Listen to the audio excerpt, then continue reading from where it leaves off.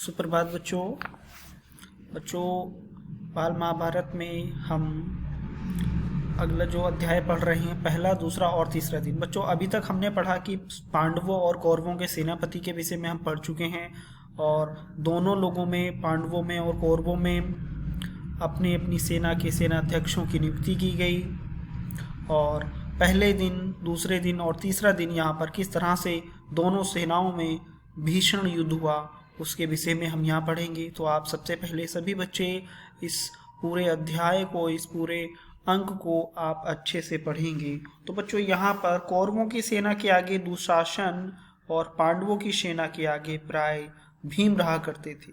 दुशासन कौन था? आप सभी जानते हैं कि दुशासन दुर्योधन का भाई था और युद्ध में बाप ने बेटे को मारा, बेटे ने बाप को मारा, भांजे ने मामा को मारा और मामा ने भांजे का काम तमाम किया। पहले दिन की लड़ाई में भीष्म ने पांडवों पर ऐसा हमला किया कि पांडव सेना थर्रा उठी, यानी कि वो काफ़ी भयभीत हो गई और काफ़ी डर गई। और ये देखकर युधिष्ठिर के मन में भय छा गए, यानी कि वो भी भयभीत हो गए, है ना। और घबराहट के मारे वे श्री कृष्ण के पास गए और श्री कृष्ण ने पांडवों को धीरज बंधाया, यानी कि धैर्य रखो, उन्होंने ऐसा कहा। और पहले दिन की लड़ाई में पांडवों की सेना की बहुत ज़्यादा दुर्गति हुई। पांडव सेना के जो नायक थे धृष्टद्युम्न ने दूसरे दिन की तैयारी बड़ी ही सतर्कता से की और कौरवों में भीष्म, द्रोण और कर्ण ही ऐसे वीर थे जो अर्जुन का मुकाबला कर सकते थे।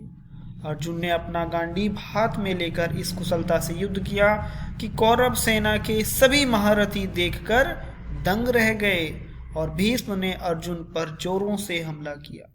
भीष्म और अर्जुन के बीच देर तक युद्ध चलते रहा, फिर भी हार जीत का कोई निर्णय ना हो सका।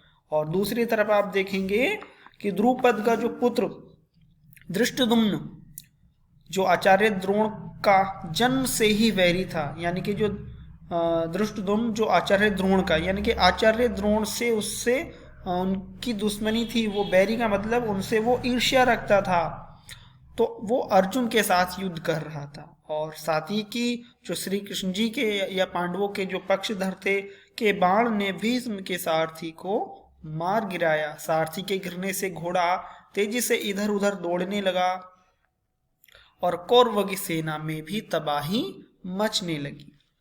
ये सारी चीजें देखने से देखते देखते जल्द से जल्द सूर्यास्त हो जाते हैं और युद्ध बंद हो जाता है। तो बच्चों आपको पता होना चाहिए कि जब युद्ध आरंभ होता है, सूर्य उदय होने के बाद युद्ध आरंभ होता है और जैसे ही सूर्यास्त होता है तो युद्ध भी बंद कर दिया जाता है।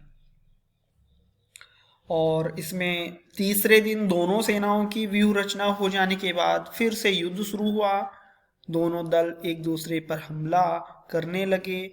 भीम के बाण से दुर्योधन बेहोश होकर रथ से भी गिर जाता है और उनके सारथी ने दुर्योधन को युद्ध के मैदान से हटा देना चाहा ताकि कौरवों की सेना को पता भी ना चल सके।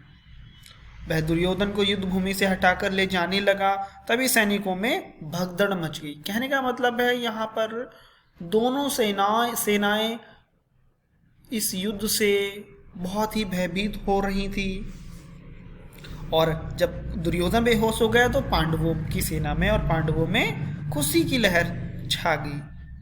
ठीक है।